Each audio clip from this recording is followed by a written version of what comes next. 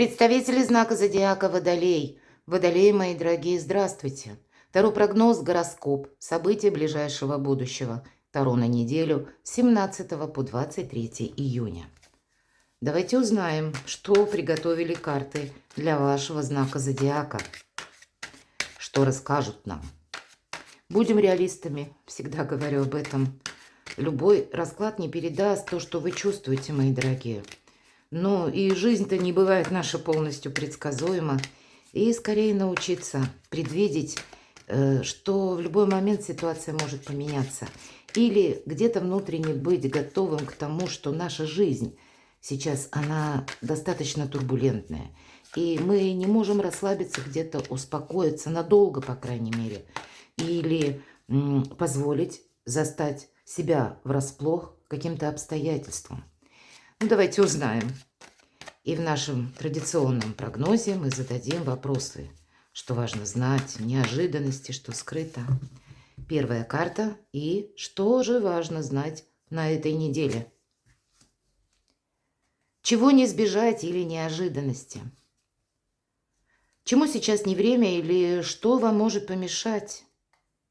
А что вам будет помогать? Что скрыто? И по основным сферам жизни смотрим энергии, дела, работа, бизнес, энергия денег, финансы, личная жизнь. Что же будет важно? А вот так, аркан умеренности. Я бы сказала, с учетом этой карты, вам чего-то нужно не прошляпить, мои дорогие водолеи. Факт. Вот эта колода, она называется Таро иллюминатов, хотя она... По сути это дело, к ордену не имеет никакого отношения. Тут больше латынь проигрывается, значение слова, лексика именно. Но я не о том. Создавалась она по историческому факту. И кто давно смотрит мои видео на канале, уже не раз слышал, но я вижу, что есть и новые люди, которые впервые, возможно, это услышат. Поэтому 860-е года король династии мировингов Хлодвиг, король франков, воюет с готами, и получилось так, что он был зажат между рекой Рейн и войском готов. И погибель, понятно, была неминуема как и для него, так и для его людей. Но, видимо, вот карта умеренности, старший аркан, о чем говорит. Некоторые называют переливание из пустого в порожнее, потому что как бы переливается вода из кубка в кубок. А ведь вопрос-то стоит в этой умеренности совсем иначе. Умеренность в эмоциях. Так вот, Хлодвиг, он, видимо, обладал здравомыслием и умел, самое главное, он был король, взять себя в руки. И он, прогуливаясь по берегу, мог бы и бегать, и кричать, и думать, все пропало, что мне делать? А нет, он обдумывал, он понимал меру ответственности и искал выход. И он обратил внимание, что болотный ирис, цветы, которые он знал растут на мелководье, растут вдоль берега и уходят вглубь реки. Даже вот на этой колоде нам показано, что вот в воду как будто уходит этот ирис. Это желтые обычные цветы, мелкий ирис. И у него закралась совершенно сумасшедшая идея, а не переправиться ли мне вброд с войском. Что он и сделал. В результате войско было спасено, он был спасен в последующем. Вот эта желтая болотная лилия, она становится одним из важных геральдических символов, которые используются на сегодняшний день в разных религиях мира. На карте он изображен лилового цвета, потому что в этой колоде карт цвета тоже имеют символическое значение. Лиловый цвет – знак божественного благословления. Ну, пожалуй, как и сама династия мировингов, которая где-то по легендам, по преданиям имеет именно божественное начало. Но мы не будем углубляться. И радуга, кстати, почему изображена радуга? Ирис на одном из древнегреческих, по-моему, наречий, я не знаю этого языка, поэтому не буду утверждать точно, но это тоже звучит как ирис. Вот такая символическая карта вас призывает быть внимательным. У вас будет какой-то его величество случай, может быть, или удачная возможность сделать для себя что-то, ну, буквально хорошо. Или, мои дорогие водолеи, стать популярными. И при этом, да, действия какие-то потребуются, но они в нужный момент и в какой-то период времени или каком-то месте вы будете находиться, когда вы сможете что-то либо осуществить, либо вы получите вот эту подсказку свыше, или назовите это вашим инсайтом, или можно назвать это эврика, неожиданности. Кто знает, может быть, вас, особенно для тех, кто один или одна, судьба сведет с новым человеком. Такое может быть. У нас выпадает карта радости, карта вдохновения, карта очень положительных всяческих эмоций, когда вот что-то у нас получается, ну так здорово, что мы чувствуем себя счастливыми. Но здесь не только на фоне эмоций и чувств, а еще из кубка выглядывает рыбья голова, и карта нам говорит о финансовом достатке, потому что рыбы – символ денежного благополучия. Поэтому где-то финансы и эмоции вас будут радовать. Но и аркан умеренности – это ведь, когда старший аркан выпадает, мы всегда знаем, что это приходит что-то извне. Это не мы сами где-то, а нас… или находимся мы в какой-то определенной обстановке, которая формирует в нас какое-то либо мировоззрение, либо какую-то отправную точку, воздействуя на нас, либо сами по себе обстоятельства, что-то закручивается. И для вас это открывает новое поле деятельности. Чему сейчас не время? Вообще ваша карта, король мечей. Рационализм, ну, холодность суждений, все-таки это нужно. Но, видимо, не очень долго что-то анализировать. У нас король мечей никуда не торопится, не спешит.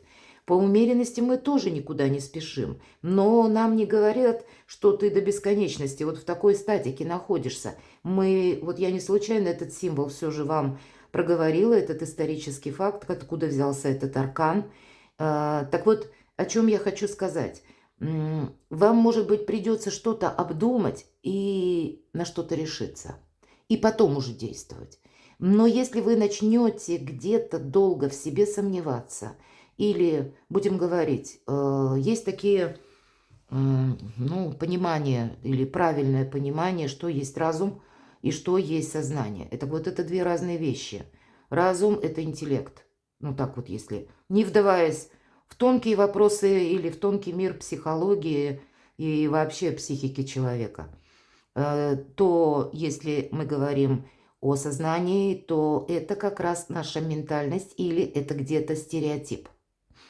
Поэтому если мы говорим о разуме, об интеллекте, вот как раз аркан умеренность. Если мы говорим о каких-то стереотипах или о каком-то порядке, или какой-то структуре мыслей наших, или то, что нам привычно, или тот шаблон нашего поведения, который был всегда, или выкладывать какую-то стройную систему или алгоритм последовательности, то вы попросту упустите время и какую-то возможность быть счастливым, радоваться или стать популярным. Здесь не все лежит в плоскости нашего понимания. Интуиция может подсказывать совершенно не то, что будет подсказывать сознание. Поэтому прислушаться скорее к интуиции стоит. У вас две карты где-то про интуицию, нежели как в позиции, чему сейчас не время, выпадает король мечей. Вот именно какая-то конструкция логики. Что вам будет помогать? Практика, критерий истины. Вы увидите какой-то свой проект очень быстро на практике. Для кого-то, может быть, вопрос стоит о том, что приступать мне к какому-то делу, к какому-то новому направлению, новые возможности заработка. Может быть, вы обдумываете, что мне стоит изучать, чтобы быстрее как-то переложить как раз на практику, совершить какие-то действия, заработать деньги. Может быть, и так стоит у вас вопрос. Так вот, слушайте тогда интуицию где-то.